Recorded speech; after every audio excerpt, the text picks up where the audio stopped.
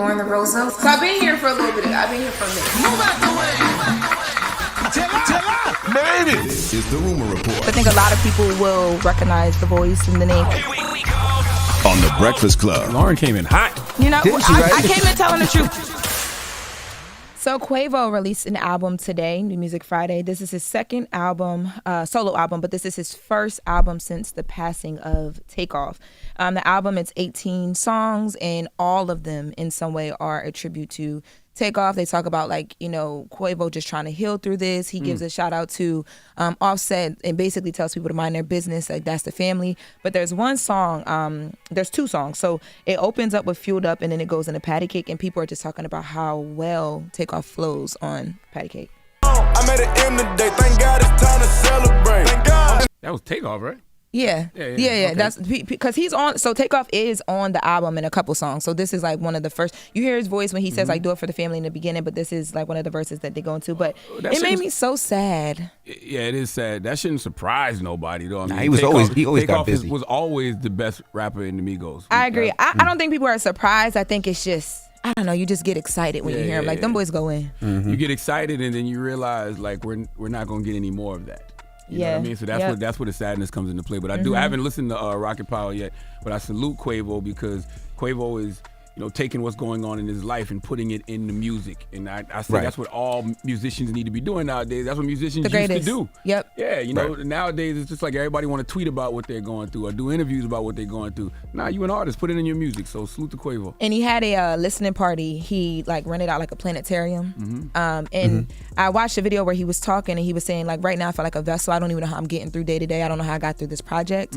But I feel like I'm a vessel right now, so I hope you guys have enjoyed the music. And when he was talking, I'm just like, wow, it's crazy how situations use you through them. But I hurt for them like I know them personally. I think everybody feels that way. So and all of us have experienced grief in some way, shape, or form. So we understand the various stages of grief. They always say it's 5 stages of grief. It's denial, it's anger, it's bargaining, it's depression, then it's acceptance. And those go in waves throughout your life. Yep. And they got a lot of good features too. Young Thug, Future. One of the songs we was listening to on the way here, I was like, this is gonna go crazy in the strip clubs in Atlanta. Like, I don't think people give the Migos as a group what they deserve, but them, you know, solo artists as well, all three of them, I don't think we're going to really understand it until we have to understand it. Migos top tier.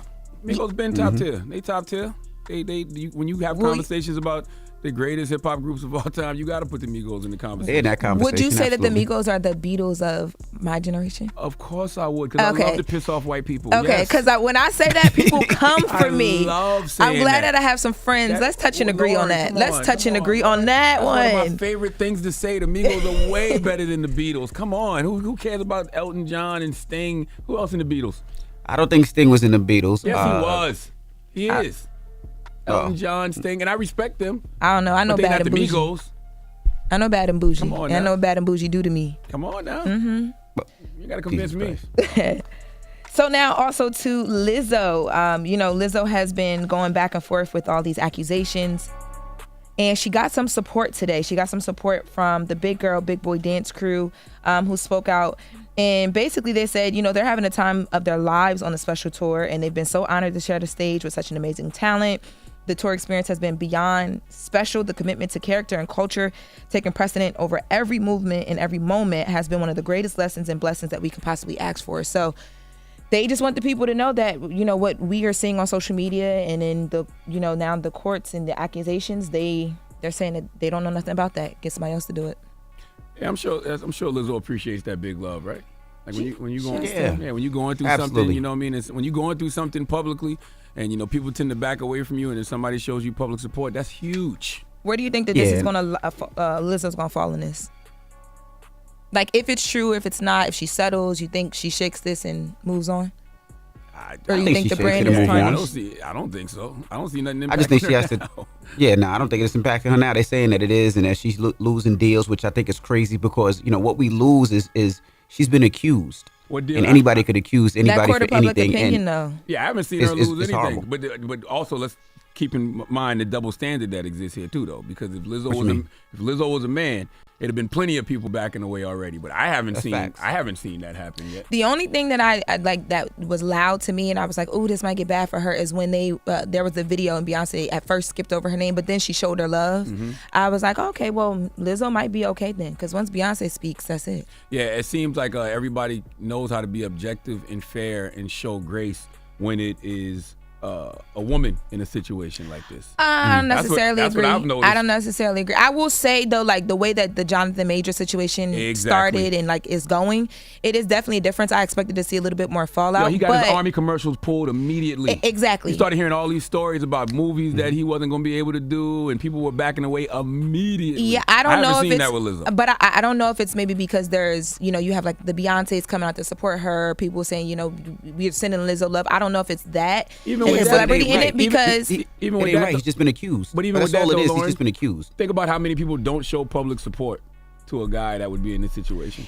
You become toxic immediately. Okay, so yes, there is a double standard, and I think it's because people don't want to be the person that like is on the other side or the wrong side, criticizing victims. But I think when it comes to women, particularly Black women, people don't want to rush to be the additional oppressor against that person. So you kind of either sit back and be quiet, or you show support and say, you know what, I'm going to be maybe a vigilante, right? Shouldn't we be like that with everybody though? Shouldn't we show that same type of grace with everybody? I definitely think that you should, but that's just not the world we live in. Things are just different. You know what I mean? That's all I'm saying. All right. Well, that is your rumor report. Now, when we come back, we got front page news. Teslin Figueroa will be joining us, and then Joe Coy will be joining us, comedian Joe Coy. All right, so don't move. It's The Breakfast Club. Good morning. Wake that ass up early in the morning. The Breakfast Club.